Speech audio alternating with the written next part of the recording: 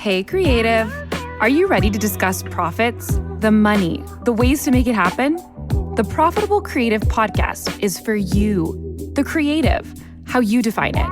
Videographers, photographers, entrepreneurs, marketing agencies, you get it. CEO of Core Group and author Christian Brim interviews industry experts, creative entrepreneurs, and professionals alike who strive to be creative and make money at the same time. Sound like you? Tune in now.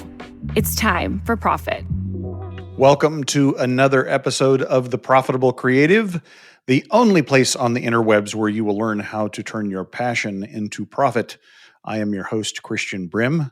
Special shout out to our one listener in El Segundo, California. Never been there, but I do know the song. I left my heart in El Segundo.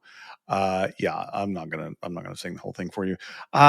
Joining me today, John Cousins of MBA ASAP. John, welcome to the show. Thank you, Christian. Pleasure to be here. I thought that was I left my heart in San Francisco, but El Segundo. It is. Yes, El but there Segundo was must be the second, right? So it's a second. It was a. I want to say it's a rap song in the 90s. I'm going to have to look it El up. Segundo? Yeah, I That's left great. my heart in El Segundo. I never heard that. Yeah. That's a good one. Actually, I think that's the for me the golden age of rap is the 1990s. That's the Chronic and all that kind of stuff. Snoop Dogg coming up and Yes. I was listening in the 80s, cutting my teeth on Run DMC and LL Cool J, and so. Well, maybe that's a good place for us to start. I in the 80s, me and my partner, great guy who now trades in vinyl, and I go to some of the record conventions with him. But back then we had a music television show in it's creatives, and a recording studio in New York, and our show was called New Music Plus, and we had on Run DMC. We had worked with Russell Simmons and his record company at the time, and Run was his brother, and then we had on the Beastie Boys, and they were in our backyard. And at that time, the big band that they had, the one they thought was really going to break through, not those two, but they had another one called Houdini, which was a rap band. And those guys, where are they now? I vaguely remember them. They were a more polished band, and they were produced by a German guy named Conny Planck, who was in a band called Tangerine Dream, a synthesizer. I remember that. I remember that band. Yeah, he was in Tangerine Dream, and he produced this Houdini, and that was the band they were really promoting. We had them on. They thought they were going to be the big stars. And it turned out that Run DMC and the Beastie Boys became bigger. Bigger. Can you really trust a German to identify rap talent? I don't know. Maybe it's going to be good. It's good, no? Rock hard, yes. John, tell us about MBA ASAP. I'm curious. Oh, super. Well, MBA ASAP is.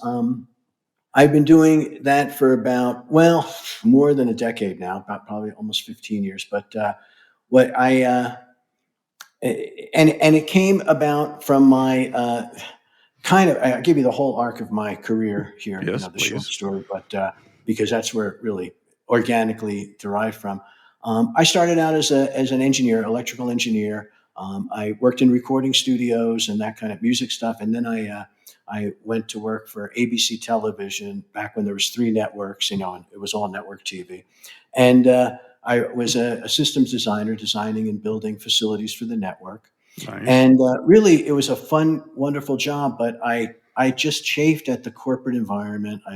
They were dictating, okay, tomorrow you're flying to El Segundo, or something. And they owned me in a way that after a decade, I really came to, feel oppressed by.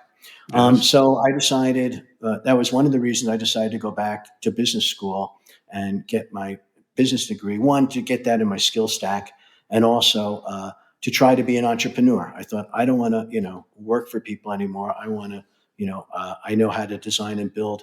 I was doing that with ABC, production would say they wanted to do this or that.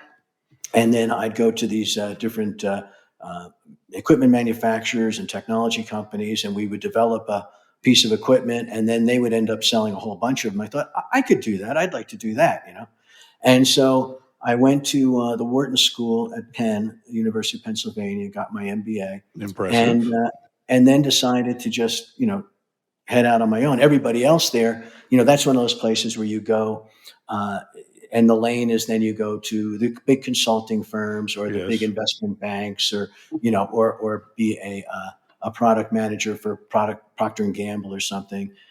Not go and be an entrepreneur at that time. No, I was accepted into UPenn undergraduate, and that was a real struggle to not go to the Wharton School of Business. I really wanted to, but it was too much money. So and it was a ton of money, and that's a really important point, Christian. Yeah, I ended up going there, thinking that, well, maybe I'll learn the secret handshake or something that like the Masons or something, and it turned out there wasn't any like really esoteric information that you learn. It's just the obvious things of business is, you make something and you try to sell it for more than it costs you to make it, and then that's your profit. I mean, duh. It's not really, and marketing, you make people aware of that, and it's pretty intuitive. I mean, there's a lot of sophisticated parts to it, but it boils down to that kind of thing.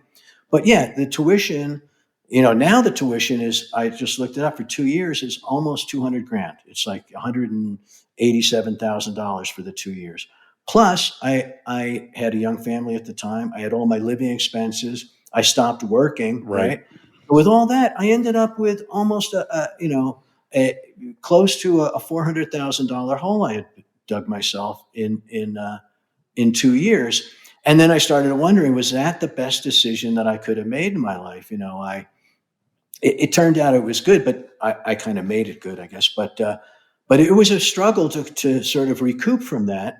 And even if you think break even, well, if you make $40,000 extra a year, it's still going to take 10 years to recoup that $400,000. So, the economics of it were problematic for me, but it was a really good intellectual experience and things like that. I mean, wonderful. But then I started making my own companies, and then you realize too that the degree, nobody is relying on the diploma to say, oh, okay, this is your, you have the imprimatur of this. It was just like, what can you do that's going to compel people to, part with some of their hard-earned money?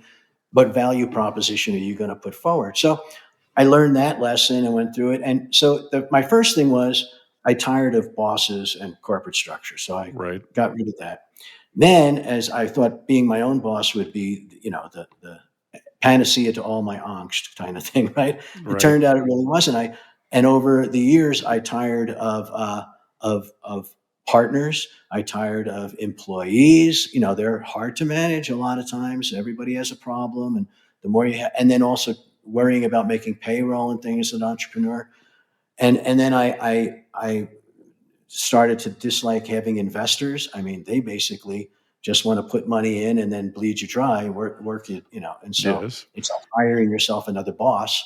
And then I also tired of having big customers, because you really got to kiss up to them, and they kind of dictate what you're going to do. And so I ended up now, after all of those kind of, peeling off those layers of the onion, as a solopreneur, where it's just me. And luckily the technology has caught up where it can be just me and the robots, everything. I can automate everything and hire a few consultants for, particular tasks, and develop the mosaic of talent that I need for particular situations, and then let that, dissolve too.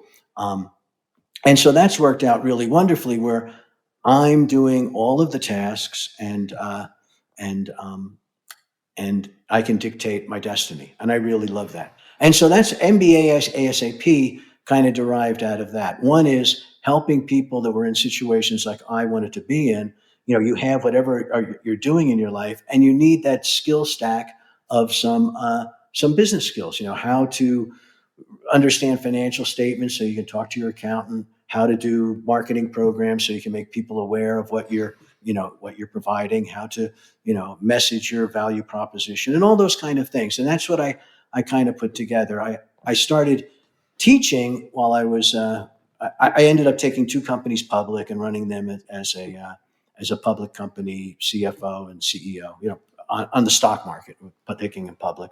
And then my sister was teaching finance in a university in New Jersey, and I thought, that's so cool. I'd like to do that. Go try to teach, and um, and and so I started doing that, and started seeing, boy, the textbooks are this thick, and that's what I remember. They're great doorstops, right? But 800 pages on accounting, or 800 pages on corporate finance, or 800 pages on antiquated marketing techniques, that were from the 1990s, from the Mad Men era Right. of the 60s or something, and so I started boiling those down to, what do I use every day? What are the kind of things that I use as a CFO and a CEO, running a company? I don't go through all, these things are intellectually interesting, but they're not practical things that what are the blocking and tackling equivalents of business, the fundamentals. Right.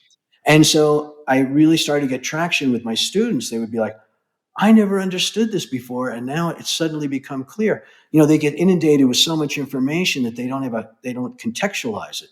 They have no way to see the forest through the trees, kind of thing. And so that's what I started to do. And then I realized, I started to write those as books, and realized there was a bigger market for these kind of things than just the 20 people in my classroom. And as technology evolved, suddenly I could have international markets. I put my books through Kindle Direct Publishing, and I just upload a manuscript. Now I have a little more sophisticated tools, but at first I would just use a Word file, and they had a cover creator, and I could make the book, and then the book would go live to all the Amazon markets around the world. And then I started doing the same thing, bringing my little iPhone into class and setting it up on a little tripod and recording myself at the whiteboard and editing those in iMovie, which is a $5 add-on to my Apple, and making titles on the ends and uploading them to a platform called Udemy, where you can market courses all over the world. Right. And so that's how this basically came about. It evolved out of my own personal needs, and using my students as kind of a laboratory, and saying, this really, the education system from a cost standpoint and from a overload of information standpoint wasn't really serving people in a way. I thought there was a niche there where I could serve people. Yeah. I mean, you said a lot that has piqued my interest. I think the most important thing that you said, and I'll summarize this for you, is that, through your experience, you ended up designing the business that you wanted. And I think that's a point a lot of entrepreneurs miss, that they build a business. I know I did, around really nebulous goals, like bigger. Yeah. Okay. Well, whatever. But how you kind of went backwards and landed where it made sense for what you wanted to do. And that's 100% okay. It's about building the business you want that serves what you want, not building something that you then become beholden to and stressed by and, miserable about. That's the first thing. The second thing is, I remember 12, 13 years ago having a conversation with a fellow entrepreneur about education and technology. And what fascinates me is how little impact on the traditional or public education systems technology has had. That the model didn't change. They've just tried to inject technology into it. But the model, I think, is fundamentally broken, because the model originated where you had a few people with all the knowledge. And so it made sense to do lectures where, someone would speak and it was an easy way to disseminate information. But now that all the information's out there, right? Right. And so, like, what purpose does a university serve? And they have not shifted that model, and I think you're seeing it break. I think you're Yeah. seeing education, higher education breaking. Public education has been broken for decades, but that has other societal reasons behind it. But if we're just looking at the core purpose of education, um, I think there's a very good argument to say that it's failing in the United States. And um, you know, going back to the Wharton example, the reason why those schools still survive um, are because of the brand, right? You're taking their brand and you're putting it on your resume, and that has cachet with some people. But the reality is, as a business owner, I don't care where your degree is from. Can you do the job? Right. Can you bring value to the situation? And whether you have a formal education in that or not is irrelevant.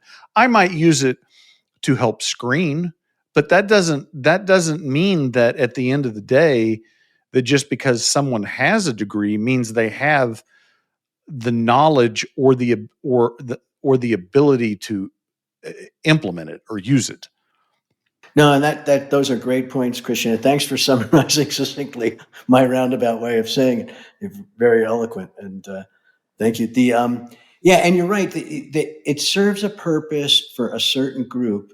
These highly branded education, because when you go in for an interview or something, it's asymmetric information. Correct. You know more about yourself than the employer does, and the employer is trying to figure out, is this person going to be a good fit? Do they have the skill sets?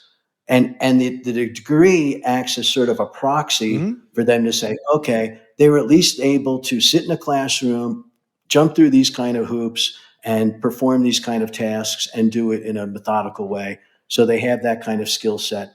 So for where there's gatekeepers like that, the degree signals, it's a signaling mechanism. Yes. Signals that you're competent on those kind of levels.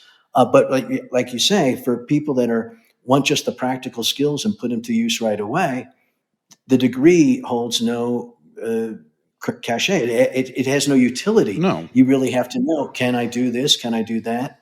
And that comes from a little bit of knowledge, and then just by doing, I think. Yes. And as you do it, you gain the experience, you understand how to do it better. And over time, you become skilled. Well, and I absolutely. And I think the gatekeepers actually do more harm than good, because they feel like they have to give you all the information, right? And I remember, my degree was in accountancy. This is before you had to have a master's degree to obtain a license.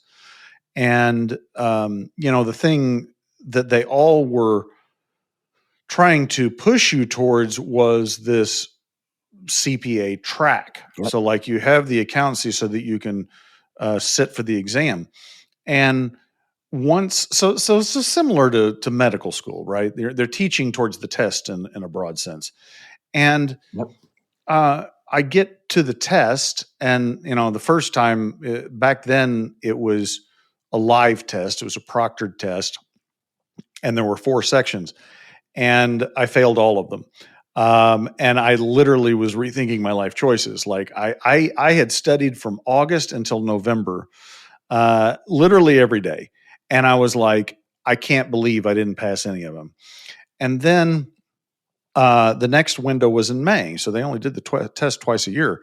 So I go in May. I didn't study a lick because I was frustrated, and I passed all parts, which you can read into that what you want. But when I showed up at my first job and they handed me a box, it was a rental car company we were auditing. They handed me a box of bank reconciliations. And they said, well, we need you to test these to see if they're done right. And I sat there and I looked at it and I'm like, what's a bank reconciliation? And how do I know if it's right? Like I had no idea. And I sat there for about 30 minutes And I finally asked my supervisor, I said, I'm sorry, I don't know what I'm doing. Like none of what I have been trained taught me how to do this. Right. And she said, that's okay. And then she walked me through it. But that's kind of my point, that there's this disconnect. Yeah, there's an impracticality to a lot of the education that we get. Like it's not useful knowledge. It's just Right. knowledge. Yeah, it could be intellectually interesting or in an academic setting interesting, but right, it's not useful in a practical way for doing business. And especially a lot of the professors at a business school, let's say, they're all PhDs, Right. and they have their research Right. track, and it's very narrow because to do your research, you have to be very narrow. When you go for a PhD, you don't take a lot of high-level courses in pedagogy and how to Teach. communicate the information you know and teach. You just know how to research, and these folks have done really wonderful research and all, but they've never had the bumps and bruises or of actually trying to run a company or No. try to be any type of managerial or leadership role in a corporate setting, never mind be an entrepreneur. And so the perspective that they're coming from in their teaching is, like you say, it might be theoretically interesting, but they're not really conveying the practical information about when you get this first job, you're going to have to sit down and know what a bank reconciliation is and how to test it to see if it's correct. They don't tell you that because they don't know that. No, they don't.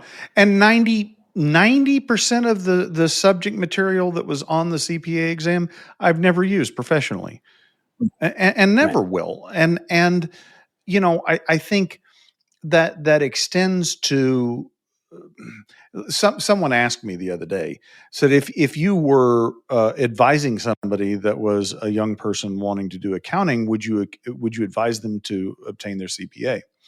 And I said, if you want to be a career professional in accounting and finance, yes, I would.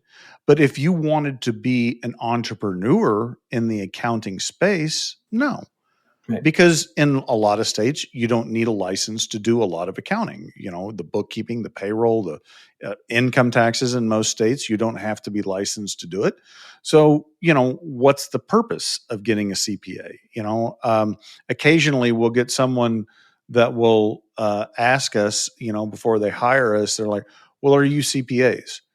And the reality is they don't know what CPA means. It could mean cut, paste, and attach. They don't know. It's they have to feel smart to say, well, I should ask something about your qualification, so I'm going to ask that question. And there is this. I think the way I'd summarize this is that in this age of information where everything is available always, there's the ubiquity of information, but there is a dearth of wisdom. Yeah, absolutely. And how do I use that information? Right? Absolutely, I totally agree with you, and also with a CPA, if you want to be a public accountant and look at other people's books and things and work on other people's books, a CPA might be useful. But I was a CFO of public companies. I did not have to have a CPA because if you work for an internal company, it's not required. And there's a guild mentality to these things too, where they make the test like some kind of a thing so that they restrict 100%. the amount of people that are in it. Well, then they increased the education requirement to 150 hours, a decade ago, right? And now they shot themselves in the foot because no one's going into accounting, and there are not enough accountants. And so they're looking around at each other. Well, maybe that wasn't such a good idea. Let's see if we can find some other ways to get people licensed. Yeah. No, it is a guild mentality. It is, I'm in, so I'm going to make it harder on the others. Yeah. And like you said about broken school systems, the public school systems, the whole thing is becoming more and more anachronistic. But it was pretty much developed originally in a way to make for good, compliant factory workers. Where you were trained that you came in at 8:00 in the morning, you sat in this chair, we taught you this stuff, you went for lunch, you came back, and at 3:00, whatever, you left. From first grade on, right? You're trained for this so that when you came out, you would be ready to go into the cogs Right. of the machinery of a mechanized industrial society where everybody took their lunch pail and went off to the Yes. the motor plant or whatever and worked. And that whole thing has changed. So people, the system isn't training for something that is the job requirements now. And now, with across all the grades, especially in higher education, it's really coming to a head with artificial intelligence and people just using, chatbots to write their papers or chatbots to do this, and they have all this information available. And the universities are trying to figure out, how do we incorporate this into our model that is no longer adequate, when people can actually have machines do a lot of that type Well, of, right. And whether you call it work. more importantly, see, this is what they don't teach you is they don't teach you in school, like, how to uh, have rational thinking, right? So, like, Absolutely. can you tell if what the GPT gave back to you is accurate?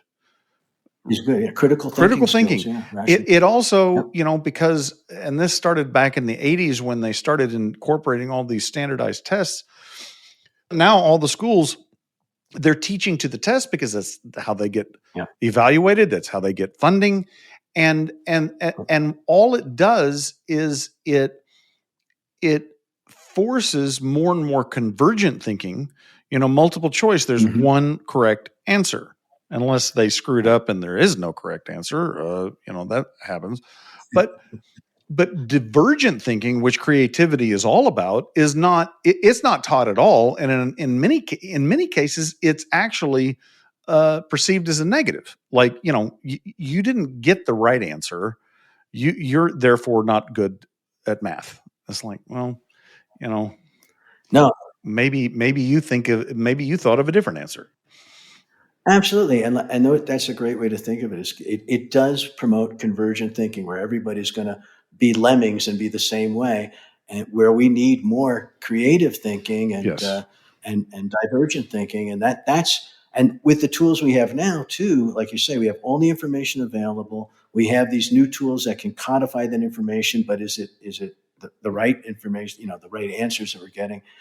If we can now have creativity to use these things, my gosh, then they become incredible levers, like powerful power tools for us to Yes. use in making art, in making creative decisions of all kinds. It's just Yeah, it was kind of like, when LLMs came out a couple of years ago, I had already been doing a deep dive on AI, which I don't think LLMs are AI, but strictly speaking, we'll just call it that. So I had been studying AI for a while before the advent of the LLMs.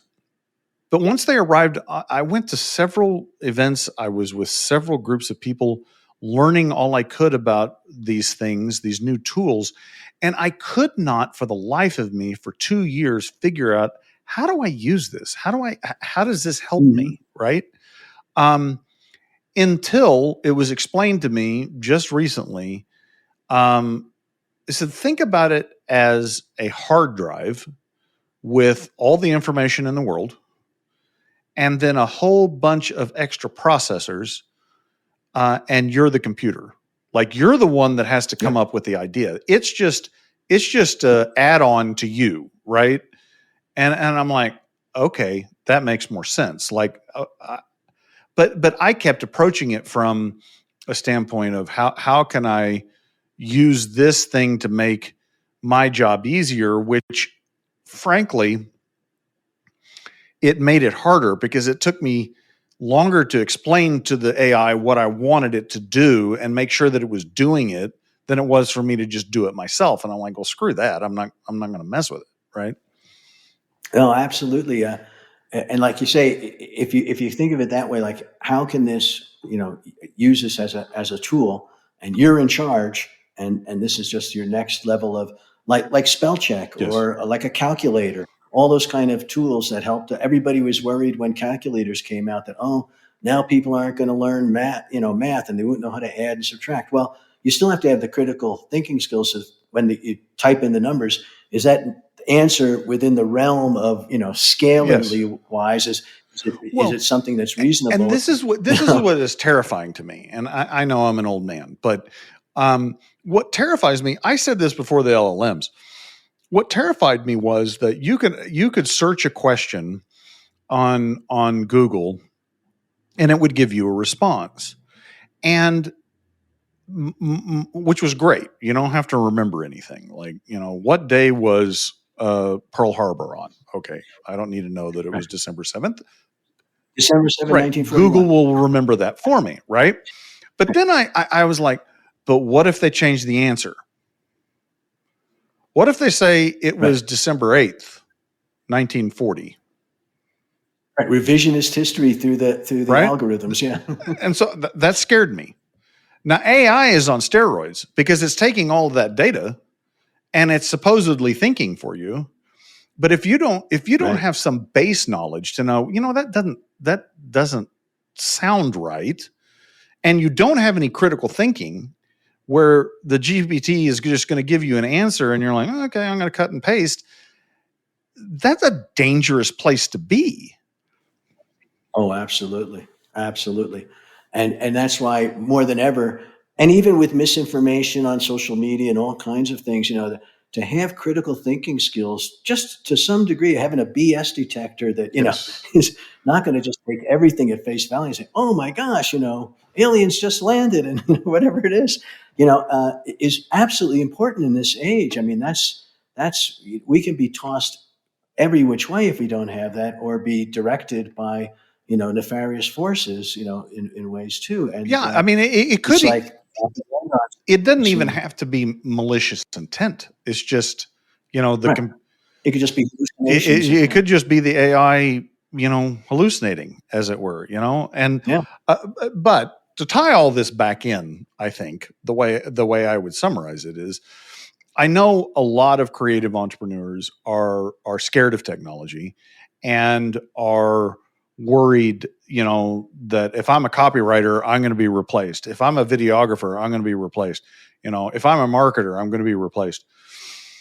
That I think absolutely not. I was working on a GPT for our internal purposes, and it was for a financial analysis internally.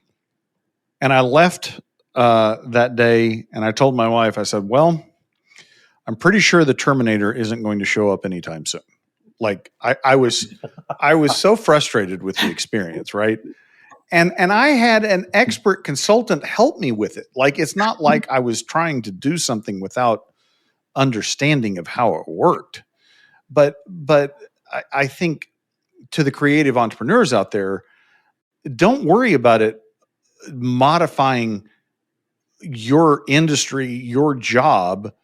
Look at it as an opportunity, because what people are going to do is they're going to use it to. The example I would use is, and I've used it before on this program, I started my business before QuickBooks even existed, right? There was Quicken, which is a single ledger accounting system, which is awful. And then when QuickBooks came out, everybody thought, all my colleagues were like, oh, this is going to put us out of business. Nobody's going to need accountants. And I'm like, no, it's going to allow them to screw shit up faster, and then need us to help them.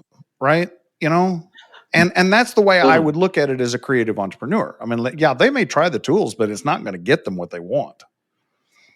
Right. And I also, I've rarely felt disoriented or threatened by the technology changes. Always, I would say, it's like, oh, thank goodness this tool's here. I've been wanting this for the last, it's going to make my life so much easier, because it's going to take care of this sort of boring, grunt, repetitive part of something, so that I can be freed up to think more broadly and creatively. And I won't have to do that repetitive part anymore. And that's also the way I think about AI now too, and all these other tools. It's like, thank goodness, they take care of, if I can figure out how to use them right and in the right, scope, that it's actually going to help me to free me up to be more who I want to be.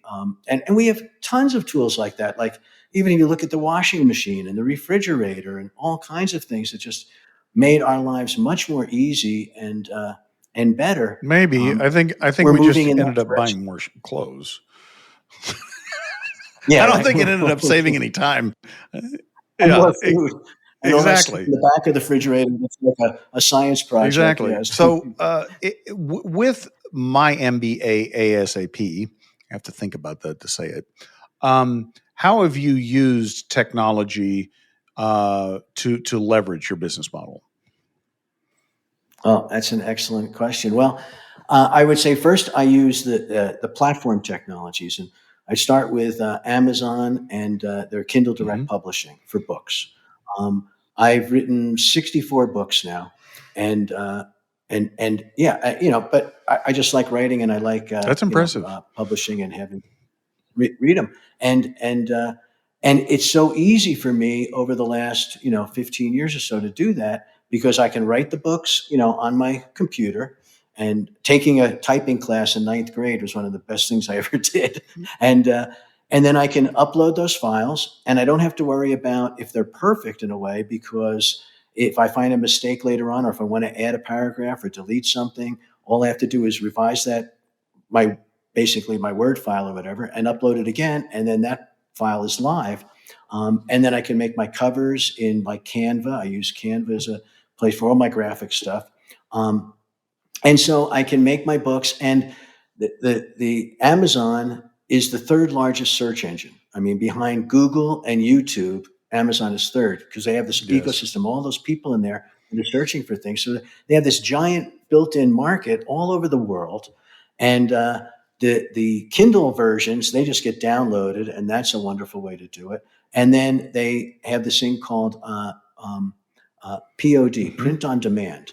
And so they actually print one copy of a paperback or hardcover when Right. somebody orders it. So I have no inventory or working capital tied up with, I have to buy 1,000 books to cover the printing costs to get a run done, and they're in my Right. garage, and I have to go and get a mailer. They take care of all of that. So that's one technology platform that's been absolutely wonderful and all over the world. And then they also have a Kindle Unlimited part that where people read the books, and then you get paid a bit by how much consumption of your Correct. material is.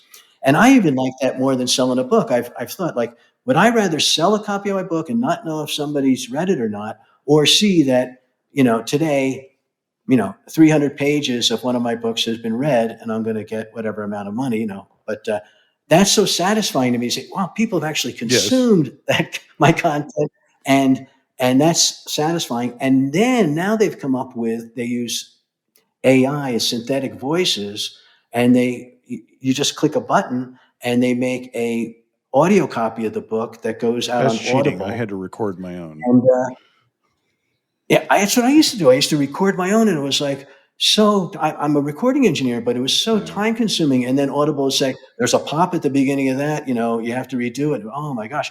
So then I thought, well, maybe I'll hire recording talent to do that. And that's time consuming and expensive. A click of a button, all of my books have an audio copy now. And the synthetic voices are pretty good, good enough.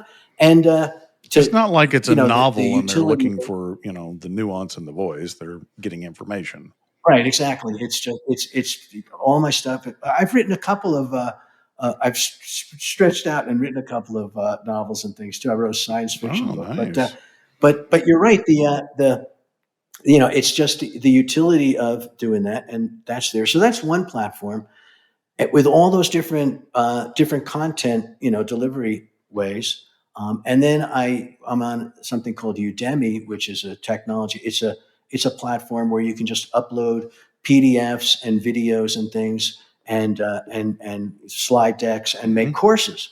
And so I have about maybe 25 courses on there, and they're also have their own ecosystem, and it's all over the world. And I have students on that in 168 countries. I didn't even know there was 168 countries. There's about 195, but You could have Googled that. it's. I mean, I have in the Maldives, yeah, right, and in Madagascar, and it's so, or just all over the place, and it's so heartwarming to me that I've got these students all over, Actually, more than a third are in India. Only about 15% are in the U.S. And then I've got a bunch in Singapore, and then Germany, Brazil, and just tails off. But it's not even a U.S. centric Right. business anymore for me, which was just getting my head around that. And then I made my own platform. So I've done web development. I have a negotiations course that I've done for a while that was just videos of me.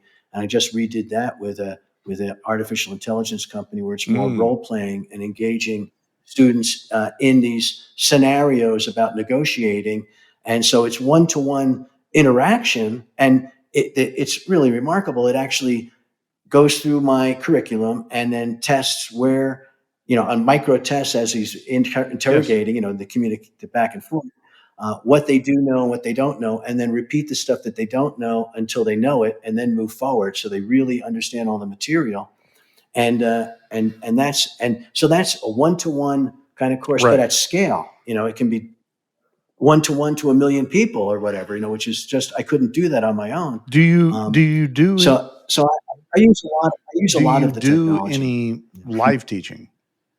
Yes, I do. Actually, I just finished up a course at the University of New Mexico. Here I teach a number of courses, but it was in investing. And but that was over Zoom. Right. I had like 35 students, and it was just all these Brady Bunch tiles of everybody, and they'd ask questions, and I'd play videos and lecture and all that kind of stuff. So it was in real time and lecturing, but again, it was mediated by technology. Right next week, I'm teaching, and this is boots on the ground in front of the students in a real classroom, and I'm teaching a startup boot camp for kids 10 to 14 for a week, from Monday through Friday next week from 1 to 4. I have these 10-year-olds to 14-year-olds teaching them, the whole sort of entrepreneurship curriculum, simplified down to something that they can understand, really relying on the creative side of things. And how do you come up with, ideation and, and being creative about your products and services, and then how to test whether or not, customer validation, whether or not that's going to be interesting to customers, and then how to actually build a minimal viable product and get it out there and see and start to iterate into something that is usable. And so that should be really fun. I've never done that before. The university asked me to do it, and I said, sure, I'll try it. I've never taught anybody younger than college. So different skill this will be set. fun. That's for sure. To see how. So Yeah. How did you determine like your pricing for? Obviously, the books, that's fairly straightforward, but like your courses, your online courses, do you like what does the pricing look like on that? And how'd you come up with it? And that's a great question, Christian.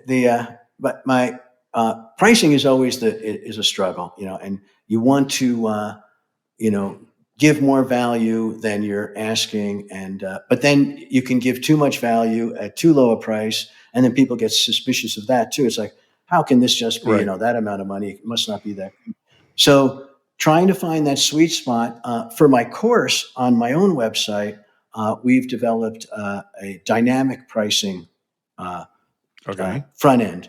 And so we actually look at where people are coming from, what browser they're using, all kinds of different information, and then sort of scale the pricing based on those things, and statistically based on how many people we've had bought it at those prices. So that allows us to get some of what they call the consumer surplus, the difference between the supply and demand curve there, and that's been really interesting. And I dial that in at various times all the time.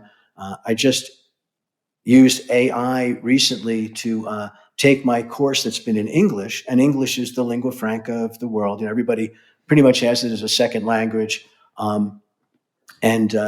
So that's been good. But I've actually done some vernacular ones now, taking me and my course material recorded. There's AIs where I've sampled my voice, and they translate it into the different languages, and it makes my lips move. So in sync, it takes the video and manipulates the video too. And so I have it in Hindi, and I have it in Spanish, and I have it in French, and I have it in Portuguese. And it's unbelievable to me to see myself speaking Hindi, and it really sounds and Hindi speakers are saying that's really pretty good. It's amazing. And all the text obviously is in that. And then you talk about pricing. We just changed that landing page to INR, to Indian rupee. So it's not in US dollars anymore. It's in rupee, so that the people get the complete vernacular thing and they know, okay, it's this much. And we have the dynamic pricing going in the What rupee. software is it? So my pricing changes in every market too. In third world countries, it's much less than in first world countries. What software is it that you use to do the translation of the videos?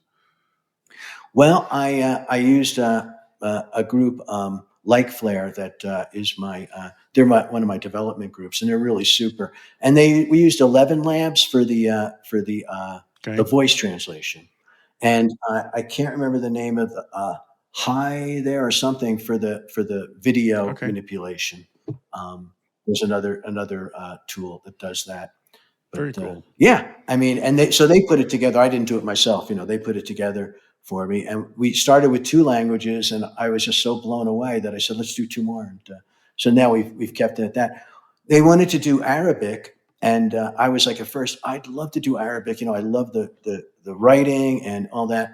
But then I got kind of shy, because some of my courses are teaching finance and things, and they have a whole Sharia type of finance that no interest rates, things like that. So I thought, I don't know enough culturally to just put out some, here's this imperialist American putting out this product. So I backed off of that, because there's I just want to be culturally sensitive and aware to these things. But I have a lot of Middle Eastern students, that I'd love to reach in their vernacular, but they come and they know English, so it's been working out well. Yeah, but it's just remarkable the tools that are available, and the whole thing for me is there's a gamification element to it. That everything has, instead of a push where I have to make my courses and I have to make my books and all, there's sort of a pull on the gamified side. Like I said, even about Kindle Unlimited, I can see every day how much content of my books was consumed for each book and where. And so it's like, oh, this one gets a lot of interest. If you like that, I'll do more of that kind of stuff, or I'll polish that content up more, focus on that because people are interested in that. Or, oh, you like this course and it's getting a lot of traction, I'll do more of that, or give you more information on that. So the kind of gamified scorekeeping that I'm able to do with these metrics is really very motivating in a very good way. It's like it gets me excited, and then I do more of it instead of feeling like I have to rely on discipline and motivation to do it. It's like, I'm excited. I'll do more of that. You like that? I love that. Some more.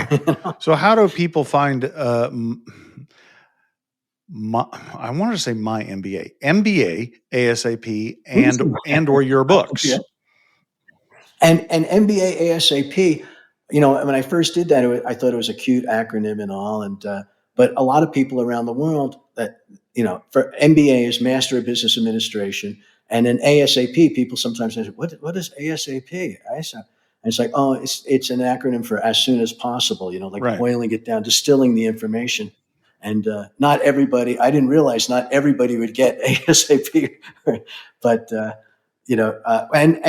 where they can find me is, the best way is probably my website. I'm all over social media, but at MBA-ASAP.com. And then your books? My website. And there's a way to sign up for my mailing list, and I answer everybody's questions if they are the books available at the MBA ASAP? Yes, they're on there, and also through Amazon, and you just do John Cousins books or anything. Yeah, they're all on MBA ASAP. I have a one page that's actually a Shopify is the platform that I'm using for that, where I put all of my courses and all of my books, depending on no matter what platform they're on. So you just click through and it goes to where they love are. it. Well, I'm going to go look for your science fiction novel. That's what I'm curious about. Oh, great. Yeah. Well, you know what it's based on is there was an H.G. Wells story called Empire of the Ants, and it was all about, these ants taking over and stuff. And so I made mine that's kind of about these automaton ants that are taking over a section of the universe, and they have to go out and hijinks prevail. I love Hijinks it. ensue. All right, listeners, we'll have those links in the show notes. If you like what you've heard, please rate the podcast, share the podcast, subscribe to the podcast. If you don't like what you've heard, shoot us a message and tell us what you'd like to hear, and we'll get rid of John. Until then, ta-ta for now.